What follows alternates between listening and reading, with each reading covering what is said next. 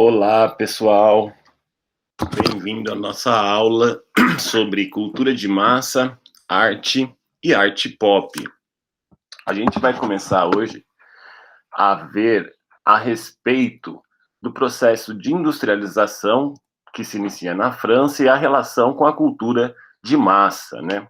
A Revolução Industrial está bem ligada a esse processo de início do que seria os novos meios de produção e também o surgimento da cultura de massa. Então a gente tem, primeiro, essa relação entre a arte e a indústria, nesse movimento de artes que ficou principalmente marcado na arquitetura, que é a arte nouveau, onde a gente começa o uso desse material, que seria um material industrial, a ser trabalhado como formas orgânicas, né? E uma ideia de produção em larga escala desse novo estilo que seria a arte nova, chamada na Espanha, em Portugal, e a Junge Stil, que seria na Alemanha. Então a gente tem nesse final do século XIX, início do século XX, todas essas novas transformações no meio de produção, né? A gente tem indústrias químicas, o transporte, o carro, e tudo isso vai alterar o modo de pensamento dos artistas e o modo de visão da nossa nova sociedade que surge com esses novos meios de produção e a própria industrialização, né? A gente tem nesse processo seria o início do projeto executivo que é realizado por uma outra pessoa também. E nessa produção industrial vai surgir junto os meios de comunicação de massa, que são aqueles que vão incentivar o consumo dessa produção em larga escala de novos produtos e incentivam também a criação de novas demandas. Então, nesse caso, a gente vai ter o surgimento do que seriam as artes aplicadas. Aqui a gente tem o Alphonse Mucha, que é esse artista que vai trabalhar fazendo cartazes para marcas de cigarro, para sabonetes. Então, uma arte ligada a uma função dentro da sociedade, que seria o comércio desses produtos. E continuando dentro da história da arte, a gente vai ter, pós-Segunda Guerra, quer dizer, pós-Primeira Guerra Mundial, o surgimento dessa escola, que é a escola Bauhaus, que realmente vai fazer essa união entre o que seria a arte aplicada, né? Seria uma arte com função dentro da sociedade, pensando essa funcionalidade dos objetos em relação à sua própria forma. Então a gente tem os objetos que são bem mais sintéticos, com esse estilo que surge com a Bauhaus, esse estilo mais moderno e mais sintético na construção dos objetos. E também nesse meio que a gente vai ter essa grande, né? Começa nesse período essa grande contradição entre o que seria a cultura de massa e o que seria a arte, né? Então a gente tem a cultura de massa como essa produção que visa realmente o lucro, né? Efeitos fáceis, transforma todo esse planejamento de produção e pensa, né, os estilos de uma maneira que se venda e sempre pensando no lucro. Já a arte é essa ideia de fazer pensar, de liberdade de expressão, e o artista, nesse momento, ele vai ficar nessa contradição entre uma produção ligada a uma venda, a um lucro, ou então uma expressão individual própria do artista, ok? Então, a gente tem nessa cultura de massa que vai incentivar essas novas demandas a partir desses meios, né, de comunicação de massa, os cartazes, como a gente já vê aqui nesse trabalho do Eugène Atget no final do século XIX. A fotografia também, como o híbrido, vai começar a pensar num registro do movimento, né? Então aqui é o surgimento do início do cinema. Então tudo isso vai alterar muito os modos de representação. E os artistas que vão começar a pensar, vão pensar realmente nessas novas tecnologias, nessas novas maneiras de ver o mundo. E um dos artistas que são mais importantes nesse início do século vai ser o artista Marcel Duchamp. Ele, no começo, ele está ligado ao futurismo, depois ao dadaísmo, e aí vai ser essa obra que realmente pensa de uma nova maneira e não pensa mais em questões visuais, mas em questões simbólicas. E aqui a gente já tem um trabalho do Duchamp, onde ele se veste, né, de mulher e vai colocar o nome de Rose c'est la vie, que seria Rosa é a vida. É uma ideia já um pouco fora da realidade, pensando além, estamos falando de 1920 ali, esse trabalho, de 24, do Duchamp, onde ele já começa uma arte pensando um jogo entre símbolos, significados, e a grande obra dele, na verdade, vai ser a ideia do ready-made. Aqui a gente tem o Duchamp, ele começou com essa obra que é o Nu Descendo Escada, que é uma obra futurista, e depois a gente tem o Roda de Bicicleta, que seria uma das primeiras montagens com objetos já produzidos, né? O que o Duchamp vai chamar de ready-made, que é um objeto já feito. E desse modo ele vai fazer uma crítica, já no começo do século XX, sobre a sociedade de consumo. E aí que entra essa produção que é a fonte do Duchamp. Esse trabalho da fonte, onde ele coloca esse urinol no museu, ele vai romper totalmente com a ideia de uma estética voltada à cor, à forma. A gente vai começar a pensar numa arte que seria mais conceitual, ok? E o Duchamp, para essa urinol, ele vai dar o nome de fonte. Aonde ele critica, né, com esse título, todo esse romantismo em volta do que seria uma fonte de inspiração, né? A gente tem aqui o significado da fonte, né? Que seria que dá origem a algo, um texto original, de onde provém uma informação. Então, assim, a ideia de que a fonte da origem, né, seria um urinol. Então, é uma crítica que ele está fazendo a toda a sociedade de consumo que se inicia ali no início do século XX, além de uma crítica muito forte ao sistema de arte, né? Quando ele coloca ali realmente um objeto que serve para uso, né, do banheiro para os homens fazerem xixi, né? Então, essas referências que ele vai trazendo, e aqui a gente tem as referências, aqui o que seria esse R. Multi, que ele também faz uma referência à cultura de massa quando ele se apropria do que seria esse personagem de uma história em quadrinho, pensando que, nesse momento, surgem revistas, as histórias em quadrinhos.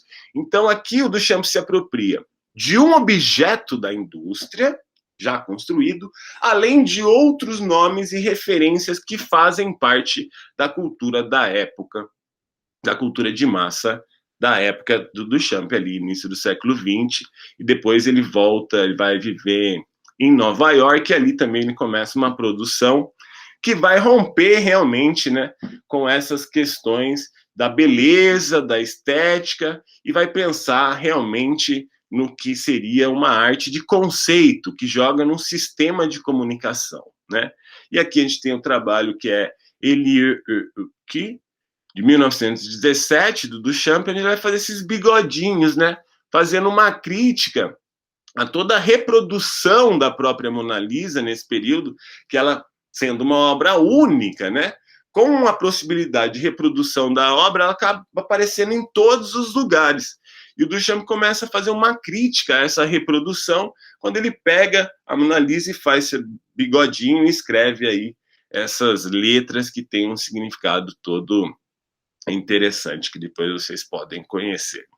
Mas bem, então aqui a gente começa a ver essa relação forte, né, dos artistas com a cultura de massa, mas vai ser lá nos Estados Unidos onde a gente vai ter a grande arte que vai surgir, a relação da arte pop, que a gente vai conhecer, essa relação direta com a cultura de massa, quando a gente tem, após a Segunda Guerra, esse novo estilo de vida americano, né?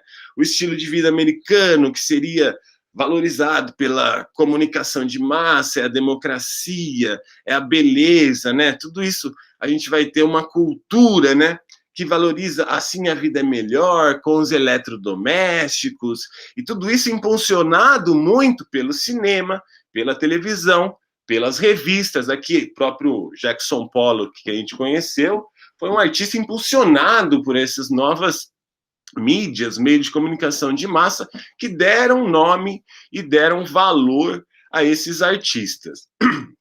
E é nesse contexto que vai surgir a arte pop. Na Inglaterra, que surge a arte pop, primeiramente, com uma exposição de um grupo de artistas independentes, onde vai ter esse trabalho do Richard Hamilton, que o título já diz muito, que é o que exatamente torna os lares de hoje tão diferentes e tão atraentes.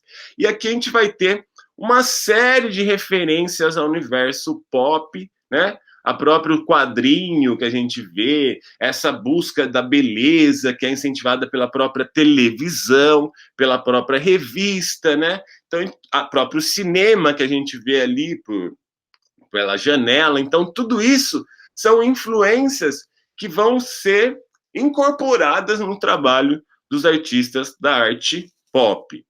Então, a gente tem, primeiro, esse artista, o Richard Hamilton, né?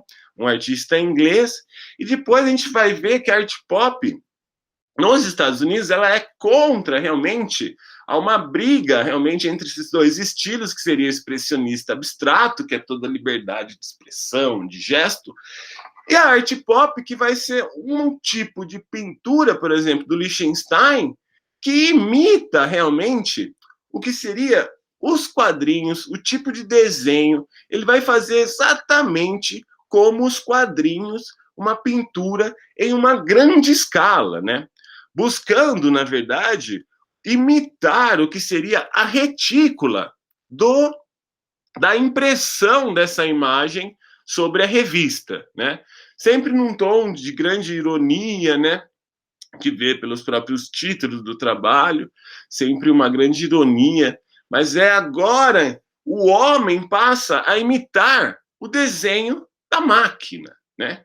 Então é o artista tentando fazer uma representação perfeita do que seria um quadrinho. Então a gente entra assim, não é mais a realidade, mas o mundo das imagens que passam a ser a referência para esses artistas da arte pop, ok? Mas dentro da arte pop a gente tem diferentes vertentes, e um artista pop também, que é o Rauschenberg, ele vai criar um estilo, né, de composição que é chamado de combine paints ou assemblagens, onde ele vai começar a pegar objetos achados da cultura mesmo, pega a garrafa de Coca-Cola, ele vai construir essas obras combinando elementos que são tridimensionais com elementos bidimensionais. E dessa forma ele coloca uma tensão entre o que seria pintura e escultura. Olha só, nesse caso, a gente tem a pintura e essa cadeira que faz parte da pintura. Então aqui começa também nesse momento, né, a partir dos anos 60, esses romper com essas categorias de arte, o que é pintura, o que é escultura, e o Rauschenberg compõe os trabalhos pensando nessa tensão, né? E aqui a gente tem uma definição do que seria a assemblagem, né? Que é essa montagem que vai pegando coisas e construindo e que surgem a partir realmente do trabalho do Marcel Duchamp. Mas o grande artista da arte pop que a gente vai conhecer agora um pouco é o Andy Warhol. O Andy Warhol é esse artista que vai levar realmente a ideia de uma imagem, uma nova relação para o mundo das artes.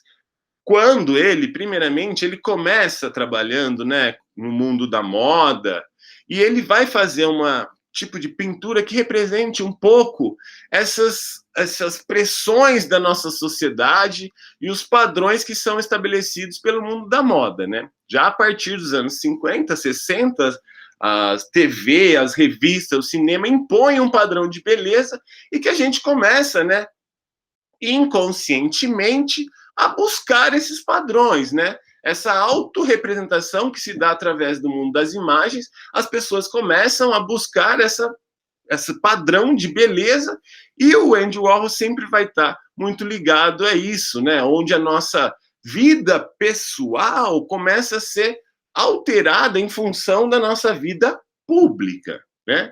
Então, Andy Warhol é esse artista que vai trabalhar com essas reflexões sobre o mundo da imagem mesmo, né?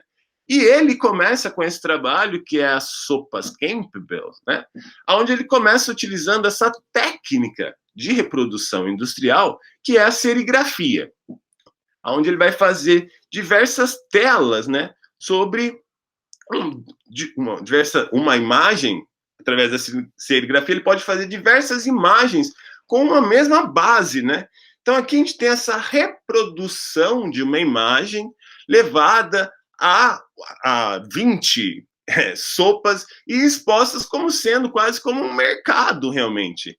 Então, ele vai transformar o que seria a pintura individual do artista em uma coisa feita mecanicamente, né?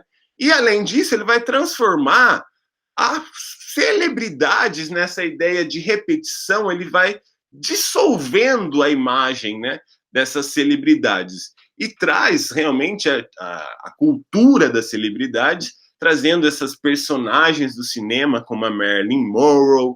Ele traz também a Jack Kennedy, que foi a mulher do presidente John Kennedy, americano, que foi assassinado com um tiro no carro. E aqui a gente vê essas duas fases da vida da Jack. A fase em que ela está feliz com o John Kennedy, e depois fases em que ela está triste, na morte, no enterro. Então, o Andy Warhol também tem essa questão de trabalhar com essa alegria e tristeza que as imagens nos apresentam e colocando em tensão sempre essas relações.